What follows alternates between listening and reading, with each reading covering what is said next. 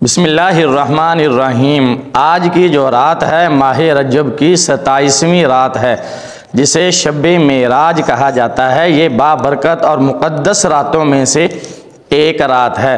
اس رات کی بڑی فضیلت ہے۔ نبی اکرم نور مجسم صلی اللہ علیہ وآلہ وسلم اس رات کو اللہ کے حضور ملاقات کے لیے عرش پر تشریف لے گئے، جہاں حضور علیہ الصلوۃ والسلام نے اللہ سے ملاقات فرمائی اور اپنے سر کی آنکھوں سے اللہ رب العالمین کا دیدار فرمایا، اور دنیا میں آ کر واپس اپنے غلاموں سے فرمایا کہ رأیت ربی فی احسن صورت، میں نے اپنے رب کو بڑی سونی صورت میں دیکھا ہے۔ تو لہٰذا یہ رات عبادت کی رات ہے۔ اس رات میں کی جانے والی عبادت میں سے ایک عبادت میں آپ کو بتاتا ہوں جس کی بڑی فضیلت اور عظمت ہے۔ جو بندہ یہ نماز جو میں آپ کو بتانے لگا ہوں اس رات میں پڑھے گا، اللہ تعالیٰ اس کو 100 سال کی نیکیوں اور عبادت کا ثواب عطا فرمائے گا۔ نماز کچھ اس طرح آپ نے پڑھنی ہے کہ 12 رکعت نماز کی نیت کرنی ہے۔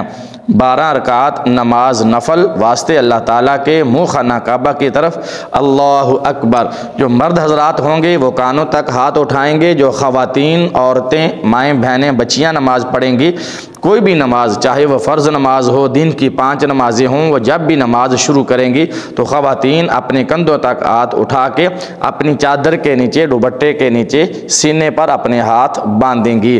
اس کے بعد آپ نے ثنا یعنی سبحانک اللہ پڑھنی ہے، الحمد شریف پڑھنی ہے، اس کے ساتھ کوئی بھی سورت آپ نے پڑھ لینی ہے جو آپ کو زبانی یاد ہو۔ 2 رکعتیں آپ نے اسی طرح ادا کرنی ہے۔ 2 رکعتوں کے بعد جب آپ اتحیات بیٹھیں گے تو اتحیات آپ نے پوری پڑھنی ہے۔ اتحیات پڑھنی ہے، درود شریف پڑھنا ہے، ربی جعلنی یوم یقوم الحساب تک پڑھ کے آپ نے سلام نہیں پھیرنا، آپ نے اللہ اکبر کہہ کے کھڑے ہو جانا ہے، اور تیسری رکعت سبحانک اللہم و بحمدک سے شروع کرنی ہے۔